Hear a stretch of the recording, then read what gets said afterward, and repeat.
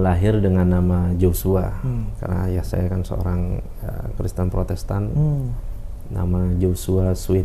Jadi kelahiran Jakarta, ayah saya itu orang asli Manado. Ya sebagaimana umumnya orang-orang Kristen gitu kan di masa kecil itu kan, ya saya sekolah minggu kayak gitu kan. Saya sekolah minggu dulu, gereja saya di Duta Injil di Mall Ambassador. Oh, Mall Ambassador sini. Ya, lantai 5. Iya. Dulu ya adalah artis kayak Agnes Monica tuh kalau salah ya gerejanya di situ. Biasanya kan kalau jamaat gereja kan dia nggak berubah-berubah kan kalau udah nyaman di satu tempat. Ya, sebagaimana umumnya kehidupan anak muda, ya glamor dunia malam lah gitu kan. Dari satu klub malam datang satu klub malam di daerah Jakarta Selatan, nanti pindah lagi ke Jakarta Barat. Jadi satu malam tuh bisa pindah-pindah berapa klub malam. Ya di dunia seperti itulah, ya seperti dunia narkotika lah, apa segala macam kehidupan. Ya walaupun kuliah tapi pengennya tuh bebas aja kan, biasa kan. Ya ngekos di daerah Setiabudi gitu kan. Nggak pulang-pulang ke rumah kayak gitu, ya pulang cuma sekedar kadang ya ganti baju aja kan, cuma sekedar terus pergi lagi apa segala macam. Itu kehidupan benar-benar berubah. Saya tuh hidup tuh biasanya bangun jam paling cepet tuh jam 5 sore, saya baru tidur tuh jam 7 pagi. Jadi malam nggak pernah tidur saya, biasa jam 7 pagi, jam 8 pagi, nanti bangun paling cepet jam 5, kadang-kadang habis waktu maghrib jam 7 lah.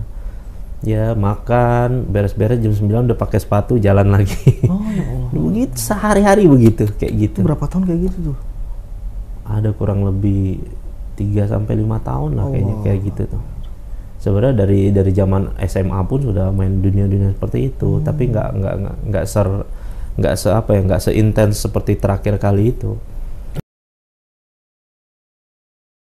Bahwa narkotika jenis ekstasi berapa butir gitu sama jenis sabu gitu, berapa plastik gitu kan.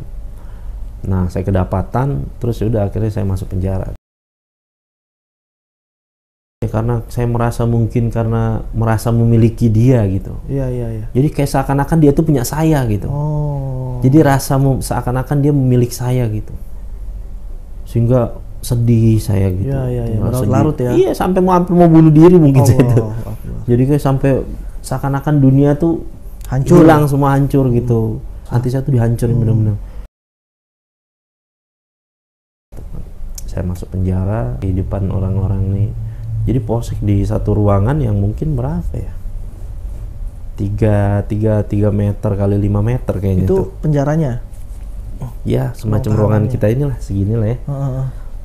Tapi tuh tidur tuh 20 orang. Jadi kadang tidurnya tuh sampai begini. Sampai udah gak bisa tidur begini lagi. Nah, tapi kalau orang-orang yang ibaratnya brengosnya preman-preman yang di situ, wah tidurnya nyenyak. Kalau kita yang baru-baru masuk itu kan tidurnya tuh sampai begini. Bener-bener gak punya gaya lagi. Bantalnya pakai aqua tuh, airnya cuma di setengahin aja. Ya udah, bantalnya pakai gituan aja. Ini hanya triplek. Nah nanti kalau mereka pada mau sholat, ya bangun, bangun itu, ya itu bangun kalau mau sholat. Nah dari situ saya ngeliatin kehidupan orang yang sholat gitu. Kayaknya saya perhatiin orang-orang yang sholat nih kok kayak ada ketenangan gitu dalam hati. Saya udah mulai itu, sudah mulai tertarik gitu melihat. lihat orang-orang yang ibadah. Ada juga kan orang-orang yang Kristen Katolik, ada juga kan yang malam-malam dia doa megang rosario itu kan kayak semacam tasbih itu, dia doa malam-malam. Cuma saya lihat kok kehidupan orang Islam nih, dia sholat taat itu kayaknya seneng, saya udah mulai seneng gitu kan. Nah, saya udah mulai tuh temen-temen tuh yang lain, udah kamu belajar aja sholat dulu.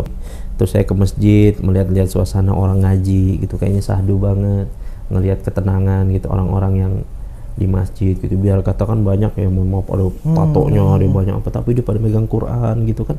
Saya ngeliatin, nah, akhirnya ada teman sekamar itu bilang, udah kamu diinin aja, diikrarkan aja di masjid. Saya disuruh mandi tuh, dikasih baju koko, dikasih sarung, dikasih sabun, suruh mandi. Oh, mandi dulu, ya udah. Habis syahadat, gimana nih mau kasih nama siapa? Orang pada bilang Yusuf gitu. Terus saya bilang, saya pengen punya nama Muhammad Ali, saya bilang Muhammadnya. Ya udah, akhirnya nama Islam saya itu Muhammad Ali Yusuf. Gitu. Ini Muhammad Ali Yusuf. Ada program santri angkatan berapa saya lupa, 21 apa berapa gitu. Nah, itu programnya kurang lebih 3 bulan. Jadi per 3 bulan tuh, nah selama 3 bulan tuh belajar agama dari dasar. Kalau yang belum bisa baca Quran sama sekali, Iqra dari alif bata tuh. Terus belajar fikih ya mulai dari istinja, apa wudhu, semua pokoknya dari hal dasar lah. Nah, segala macam, ada sejarah Islam, hadis dan lain-lain gitu. Itu program 3 bulan, selama 3 bulan. Ya udah, terus dia bilang, kamu mau ikut gak? Oh ya udah deh, saya bilang saya mau ikut belajar. Ya udah tuh, akhirnya saya belajar sama orang, ada tahanan napi gitu kan yang ngebunuh orang apa, yang badannya gede-gede di samping saya itu. Tapi megang lidik bacanya A, ba, A, ba, A. Gitu. Jadi dia dari awal juga ya udah saya pikir nih orang udah tua-tua gitu kan, maksudnya masih mau belajar ya. Saya bilang, ya udah saya belajar aja. Saya hari-hari di masjid aja. Pokoknya belajar ikut program itu kan, terus saya baca Iqra, terus apa segala macam. Udah mulai ketemu tuh saya tuh.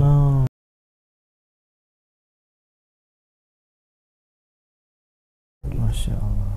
Saya bahagia sekarang. Apa yang buat saya bahagia?